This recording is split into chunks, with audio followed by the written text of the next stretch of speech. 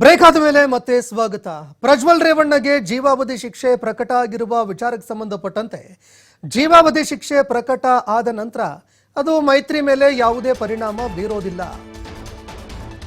ಮಾಜಿ ಸಿಎಂ ಬಸವರಾಜ ಬೊಮ್ಮಾಯಿ ಅವರು ಈ ಘಟನೆಗೆ ಸಂಬಂಧಪಟ್ಟಂತೆ ಪ್ರಕರಣಕ್ಕೆ ಸಂಬಂಧಪಟ್ಟಂತೆ ಪ್ರತಿಕ್ರಿಯೆ ಕೊಟ್ಟಿದ್ದಾರೆ.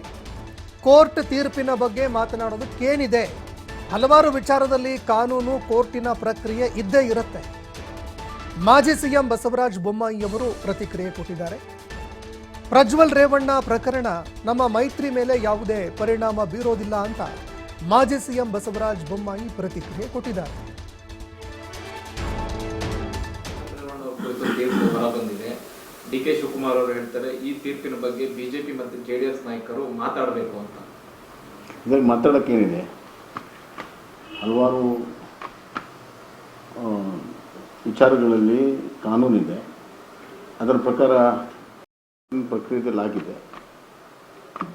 ಅದರಲ್ಲಿ ಸರ್ವವಾಗಿ ಎಲ್ಲರಿಗೂ ಗೊತ್ತಿರುವಂಥ ವಿಚಾರ. ಈಗ ಎಲ್ಲರ ಅಭಿಪ್ರಾಯಗಳನ್ನು ಮಂಡನೆ ಮಾಡಿದ್ದಾರೆ. ಅದರಲ್ಲಿ ಏನಿದೆ, ಮಾತಾಡೋದೇನಿದೆ ಸರ್? ಪ್ರಜ್ವಲ್ ರೇವಣ್ಣ ಅವರ ಕುರಿತು ತೀರ್ಪು ಹೊರಬಂದಿದೆ. ಡಿ.ಕೆ. ಶಿವಕುಮಾರ್ ಅವರು ಹೇಳ್ತಾರೆ ಈ ತೀರ್ಪಿನ ಬಗ್ಗೆ ಬಿಜೆಪಿ ಮತ್ತು ಜೆಡಿಎಸ್ ನಾಯಕರು ಮಾತಾಡಬೇಕು ಅಂತ. ಇದರಲ್ಲಿ ಮಾತಾಡೋಕ್ಕೇನಿದೆ, ಹಲವಾರು ವಿಚಾರಗಳಲ್ಲಿ ಕಾನೂನಿದೆ, ಅದರ ಪ್ರಕಾರ ಕೋರ್ಟಿನ ಪ್ರಕ್ರಿಯೆ ಇದೆ, ಕೋರ್ಟಿನ ಪ್ರಕ್ರಿಯೆಯಲ್ಲಾಗಿದೆ.